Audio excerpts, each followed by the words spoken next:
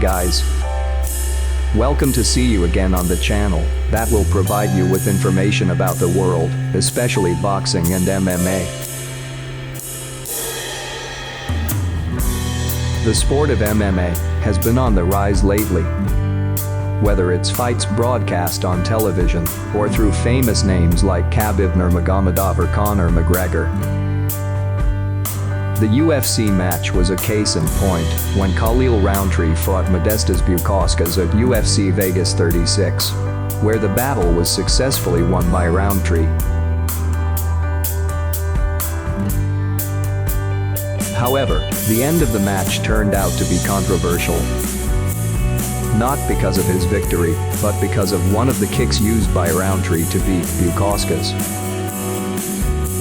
Then, why the kick was controversial, even though technically the kick was legal and not forbidden. Before we continue, please press the subscribe button for those who haven't, and activate the bell button so you don't miss news from Queen MMA.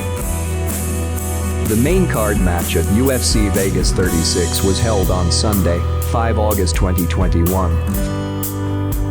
Featuring two light heavyweight fighters, namely Khalil Rountree Jr vs Modestas Bukauskas.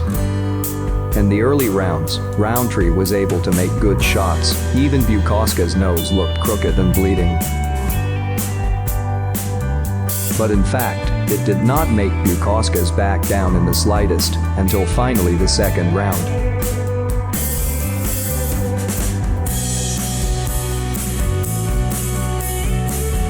Roundtree finally ended Bukauskas' game, not with the technique in the first round. Roundtree put his feet straight into Bukauskas' thighs hard. As a result of the leg thrust, the open leg bent in an abnormal direction, then fell, and was unable to continue the fight. As a result of this incident, there was a heated discussion in the UFC and many judged that this kick should be banned immediately. Technically, this kick is called an oblique kick, or some people call it a straight kick to the knee. This kick is done by pushing straight towards the opponent's knee from the side, front, or inside of the opponent's knee.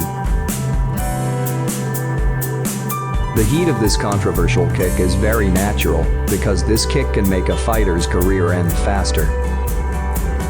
The function of the oblique kick itself is to push the opponent back, so that the opponent is difficult to approach, but there is another, more severe impact, namely damage to one's knee due to receiving too much weight from this kick. David Abbasi, an orthopedic doctor who has worked with MMA fighters for a long time, said, "The kick hit the area near the knee, and released a lot of energy. The knee will not be able to withstand a strong attack, and will end up with a serious injury," said MMA Junkie. The oblique kick itself can cause the ACL to stretch, damage the center of the knee, and tear the ligaments. As a result, the injured fighter required orthopedic surgery, and had to rest for a long time. In addition to the level of damage generated, this kick is also very difficult to anticipate.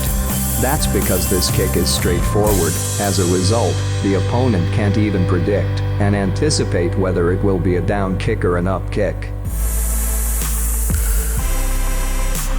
Unlike the low kick or high kick, where the opponent can capture the transformation of the movement so that it can respond as quickly as possible, victims of oblique kicks are mostly slow in anticipation and imperfect in movement.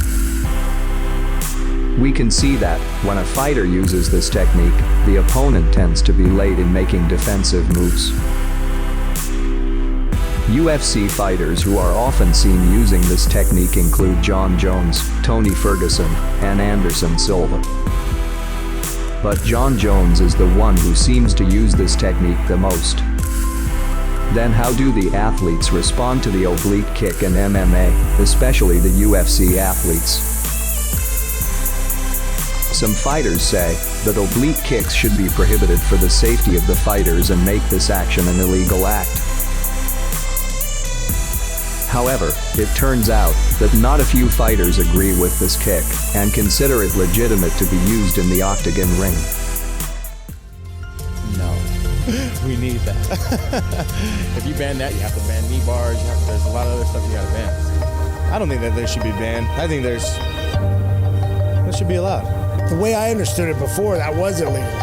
I see the last couple of fights, many people get injured from these kicks, you know? This is fighting. Anything goes, you know? What was it, UFC 1? You could grab the nuts, do anything you want? Come on now, it's fighting. It is what it is. In his social media, Bukauskas stated that he was in the wrong for not anticipating it properly. It indicated that Bukauskas himself did not mind the kick. Bukauskas says that, "My ligaments were damaged because they didn't defend well. Let Khalil Rountree enjoy his victory," said Bukauskas. The UFC itself has not responded to the oblique kick controversy so far, so its current status is that oblique kicks do not fall into the category of prohibited moves. Is an oblique kick a legal kick?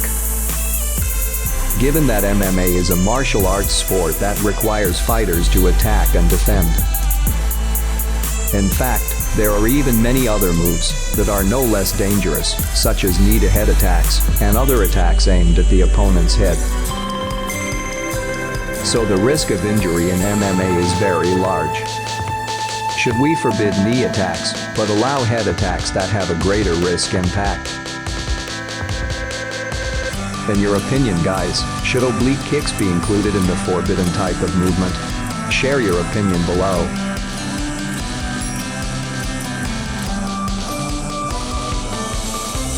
Although we each have our own opinion, let the party who is more competent and has the authority decide whether the oblique kick is included in the forbidden move or not. That's some information from us. Don't forget to like, comment, and share with friends. See you in other videos. See ya.